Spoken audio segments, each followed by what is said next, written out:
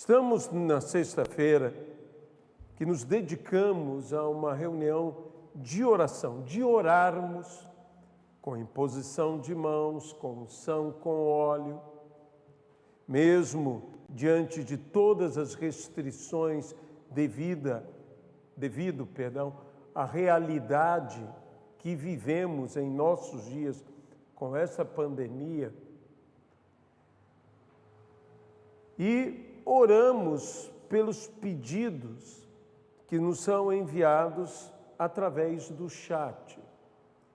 Você que nos assiste, por favor, envie o seu pedido, pois ao final estarão sendo eles lidos e nós estaremos aqui todos orando e pedindo ao Senhor que atenda às nossas petições, às nossas orações.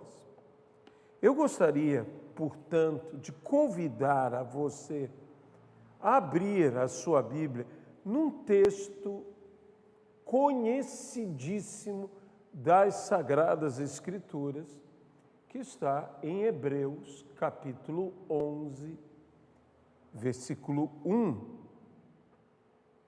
que nos fala da fé e da natureza da fé.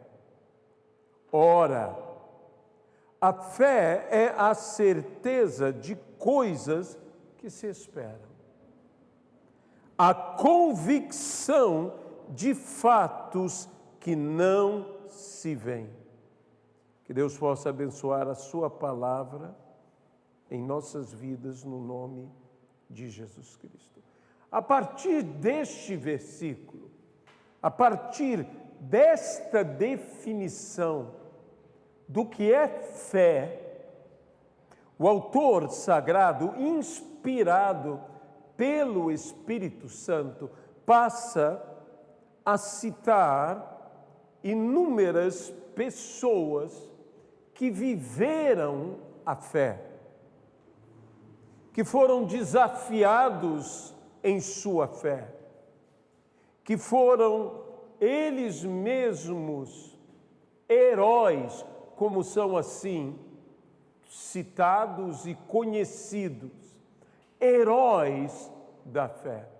O heróico é aquilo que é feito não normal, não usual. E muitas vezes o heróico se manifesta no meio de crises. Quanto maior a crise, maior o ato de heroísmo. É normal que um ato de heroísmo seja identificado por nós como ato altruísta, como ato de amor aos demais, muitas vezes em detrimento, em sacrifício da própria vida ou mesmo do próprio viver. Em Hebreus capítulo 11 encontramos estes homens, patriarcas, profetas, gente que teve a ousadia de crer, a ousadia de estar firme em lugares, em situações, muitas vezes não firmes. Por quê? Porque necessitavam do seu milagre. Quantas vezes eu e você podemos ter dito e dizemos de fato, eu preciso de um milagre. Eu preciso de um milagre. E o que é um milagre? É uma intervenção divina, é uma intervenção extraordinária de Deus em nossas vidas, que acontece devido ao seu imensurável amor, incalculável amor por cada um de nós. Quando nós lemos as narrativas dos milagres nas Sagradas Escrituras, tanto no Velho quanto no Novo Testamento, percebemos que os milagres aconteceram numa situação, ou foram, digamos, precedidos por uma situação, por uma realidade de urgência,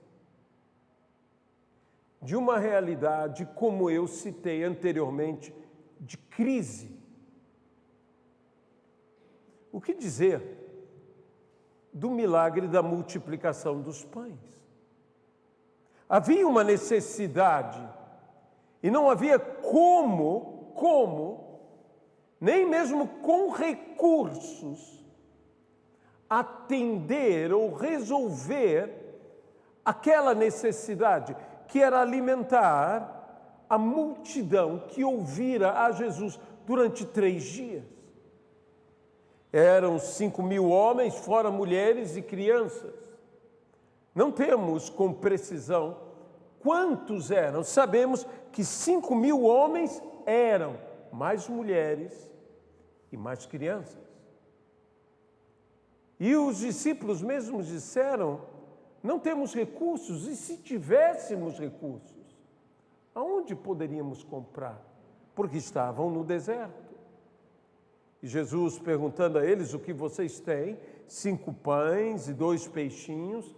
Ele, tomando, abençoou, e isto, que era uma escassez, se tornou tamanha abundância que sobejou. E a palavra sobejar não é meramente sobrar, mas é sobrar de uma maneira abundante, de uma maneira extraordinária. Tanto que encheram das sobras 12 cestos. Que dizer do apóstolo Pedro, que durante a noite inteira trabalhou e nada conseguiu? E Jesus disse: lança mais uma vez a rede. E um milagre aconteceu.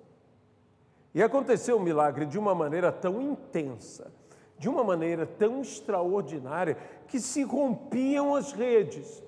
E se não houvessem os amigos que cooperaram com Pedro e lançaram suas redes sobre as redes de Pedro, e assim eles tomaram o fruto deste milagre, a saber, a pesca maravilhosa, e quase os 2 barcos vieram a pique. Nenhum deles jamais tinha visto algo tão extraordinário. Milagres. Milagres que acontecem em momentos que eu chamarei extremos. Em momentos de grande dificuldade. Milagres como a morte daquela menina, filha de Jairo, ao extremo, pois o extremo de uma enfermidade é a morte. E já quando chega a morte, morre juntamente com a morte a esperança. Mas a fé se mantém firme, mesmo diante de toda e qualquer frustração. A perda total de uma expectativa de mudança, pois é a morte. E Jesus, diante da morte, disse: não temas, creia tão somente tenha fé. Muitas coisas podem abalar a nossa fé. Eu não sei como você chegou a este culto, a este momento. Talvez você esteja abalado em sua fé. Talvez você esteja olhando as injustiças. Se existe coisa que abala a nossa crença, que abala a nossa fé, são as injustiças. E nós vivemos num mundo injusto. Num mundo que temos que compreender que o mundo jaz no maligno. Que o próprio mundo, assim, pereceu no maligno, e na malignidade do mesmo está ele morto. E precisamos trazer o quê? O contrário de uma malignidade. Precisamos manifestar nesse mundo uma bondade, a saber, a bondade de Deus. E com a bondade de Deus, nossa própria bondade, nos nossos atos de justiça, nos nossos atos de bondade, e a bondade de Deus nos atos amorosos, soberanos, miraculosos, extraordinários de Deus nas vidas. E por isso devemos nós orar. Nós precisamos orar. Nós precisamos clamar. Nós precisamos trazer uma mensagem diferente, trazer uma manifestação diferente.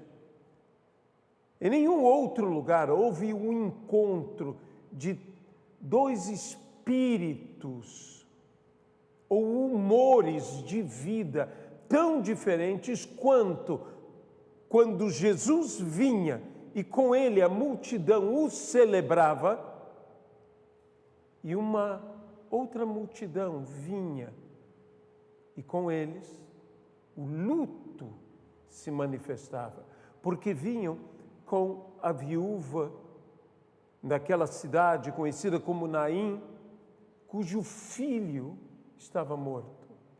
E aquela mulher, totalmente desamparada, porém viva,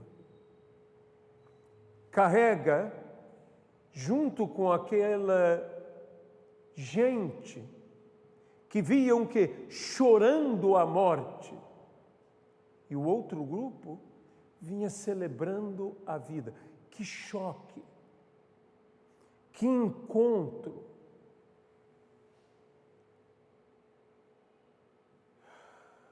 De dois humores tão opostos. E quantas vezes nós nos sentimos mal por estarmos bem, devido a outros que não estão tão bem. Quando você tem sensibilidade, quando você tem empatia, mesmo que você esteja em uma total celebração da vida, ao enxergar o luto, ao enxergar a tristeza, ao enxergar a morte, você também se comove. E se nós nos comovemos, nós deveríamos nos mover. Foi o que Jesus fez. Jesus se moveu, ele não só se comoveu, se moveu junto com eles, mas os moveu para uma nova realidade, ministrando sobre eles o que? A solução de algo impossível. É nesse momento que nós necessitamos de um milagre. Quando nós precisamos de uma solução de algo impossível, totalmente impossível. Não há uma saída, não enxergamos uma porta, não enxergamos nem mesmo uma janela, quanto mais uma porta aberta. E Deus então manifesta para nós céus abertos. Imaginemos que você queira apenas uma porta aberta, que você se satisfaria com uma janela aberta. E Deus te dá céus abertos. Por isso, tamanha intensidade, a intensidade da resposta. O milagre sempre foi algo mais intenso, e tem que ser assim. Mais intenso que o problema para o qual ele se manifesta a fim de solucionar. Veja bem, quando houve a tempestade, e Jesus ministra, e houve aquela terrível tempestade, a Bíblia diz, não apenas que cessou-se a tempestade, mas que houve bonança. O que eles desejavam era que parasse a tempestade. Mas o que Deus lhes deu foi mais do que cessar a tempestade.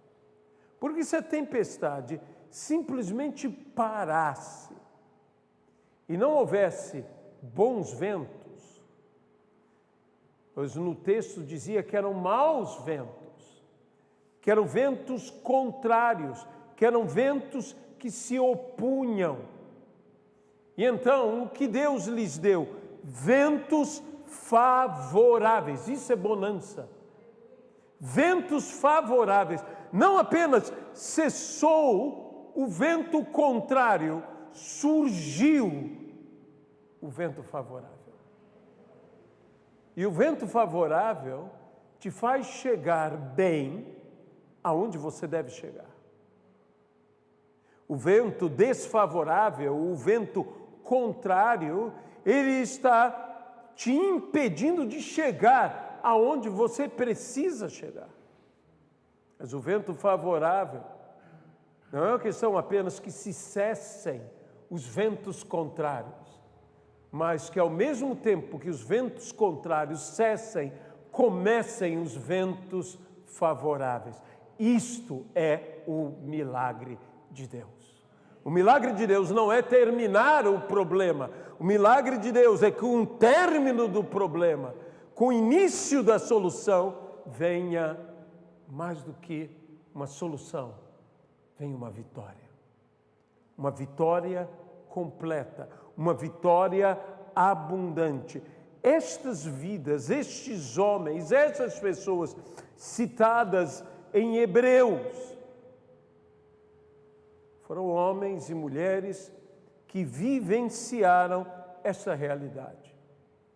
Foram homens e mulheres, alguns deles eram homens e mulheres notáveis, outros deles eram homens e mulheres comuns.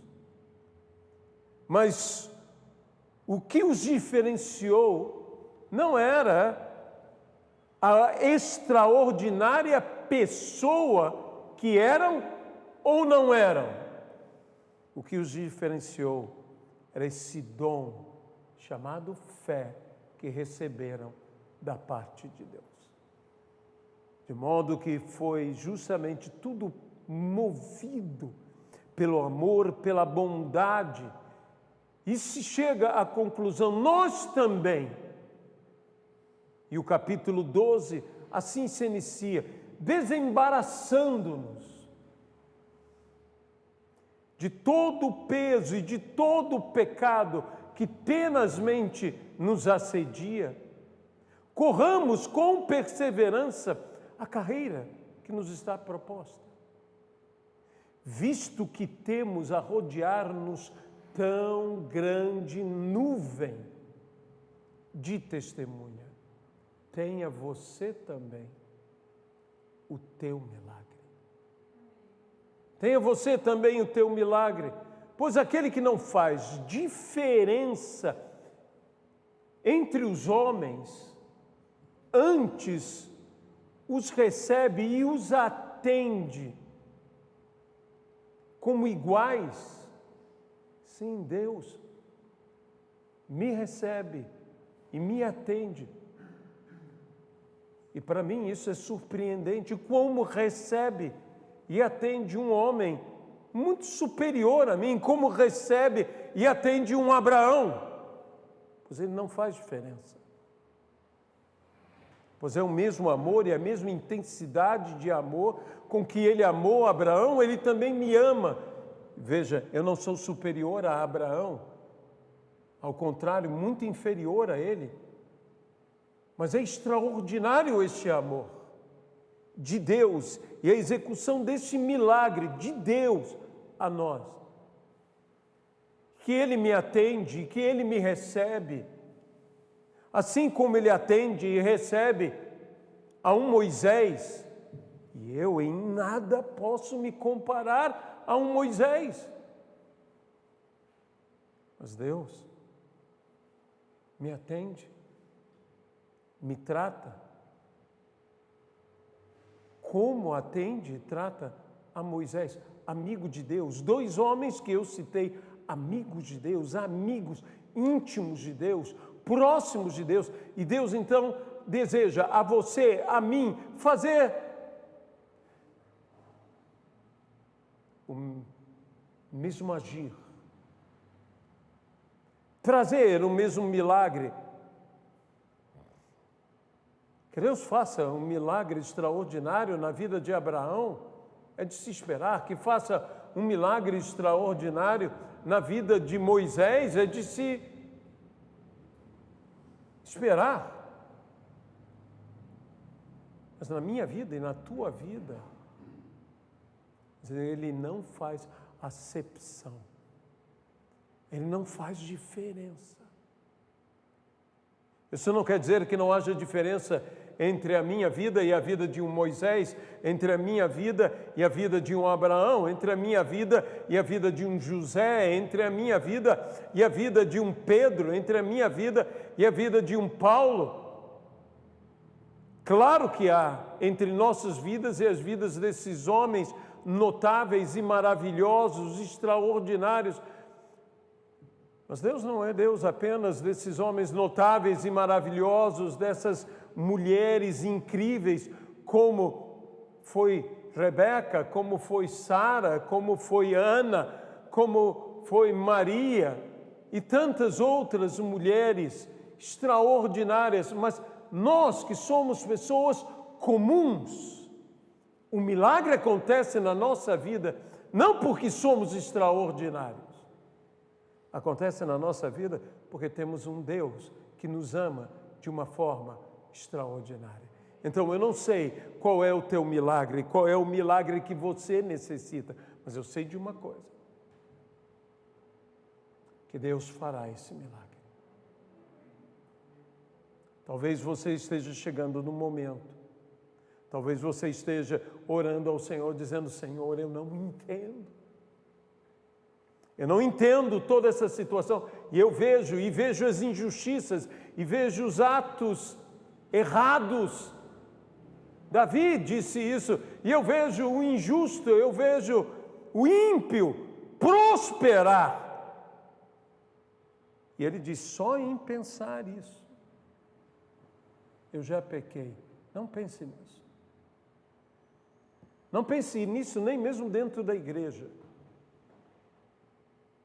Muita gente hoje está levantando uma bandeira, está gritando essa realidade ou aquela realidade. Cuidado, porque nós não fomos chamados para sermos auxiliares de advogado de acusação. Nós já temos a consciência que nos acusa, nós já temos o diabo que nos acusa, nós já temos o mundo que nos acusa, nós já temos bastante acusação. Nós fomos chamados como pregadores da graça para exercermos o ministério da reconciliação. Não da condenação, mas da reconciliação. E, sabedores disso, nós também, ai de nós, se não fosse o Senhor. Por isso, você que nos ouve, você que talvez diga: por que Deus se incomodaria comigo? Por que Deus se preocuparia comigo? Visto que ninguém quer saber de mim, visto que eu não sou um dos bons, ao contrário, eu sou um mau.